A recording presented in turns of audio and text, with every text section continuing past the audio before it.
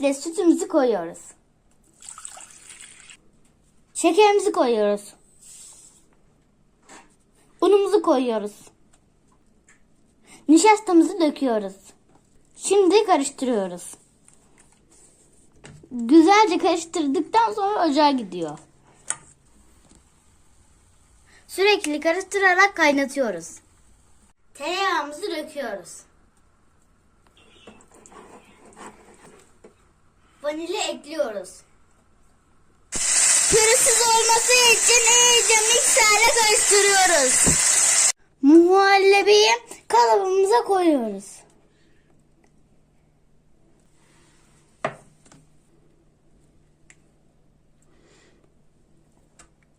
Muhallebilerimiz soğuyunca dolaba girip 5 saat bekleyecek. Tatlımız dolaptan çıktı. Kalıptan çıkarıyoruz.